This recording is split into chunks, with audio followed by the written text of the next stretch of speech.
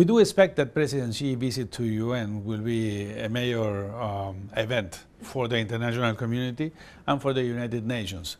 China has shown a strong commitment towards multilateral affairs, and as I have said many times, a very positive attitude as a responsible global partner. There is many interesting events, important multilateral negotiations taking place. The adoption of the Sustainable Development Goals or so-called post-2015 development agenda by UN that will be part of the negotiations for the General Assembly from September onwards. There is also a very important negotiation in Paris on climate change towards the end of the year.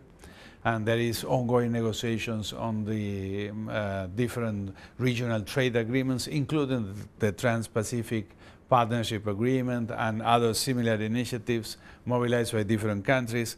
Therefore, the expectations is that we will know firsthand the thinking from the Chinese leadership on these many relevant issues. Clearly, the United Nations is a core international organization that maintain the peace and the stability of the world. And in many times, it also mediate the regional conflict and help for the people that is suffered from the failed state and also supported the operations of the reconstruction of some of the state or some of the system. But still, the United Nations should go far away, far a long way, because there were so many tasks in the world of change and the transformation. Yes, in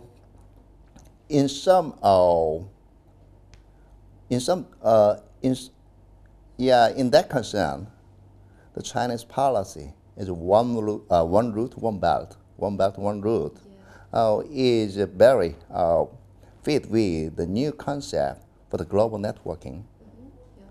Networking the world is all about co-working and co-going among the sovereign state and non-state actors and some of the civil society of the specific member countries.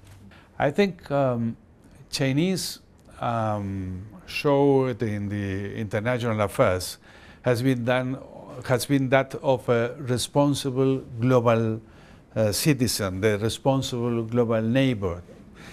China has been contributing to multilateral goals in its own way and its own manner, and also supporting multilateral objectives at best it can. A very good example from my point of view is Chinese contributions towards renewable energy development and the reduction of emissions. Obviously, China went through a development process that placed it as one of the main emitters of CO2 by unit of GDP. Therefore, multilateral negotiations sometimes, I was at the UN at that time, found difficulty to go through or to achieve progress because some countries that were more pollutants before resisted the idea of moving forward their own programs unless China or India took the same path. Then China had a very positive attitude because in few years it became a driving force behind, for example, solar and wind energy. Creating or establishing the great new quantities of new megawatts under generation by renewable energies the world over. And I am aware also about the efforts of the Chinese authorities to adopt mechanisms to limit emissions in the near future, perhaps with a trading system as those which are already in practice in other regions of the world like Europe. And therefore, I believe that China has always behaved as a very responsible civil global neighbor and partner, and always put at the disposal of harmony in world affairs the best their productive system and political system allowed.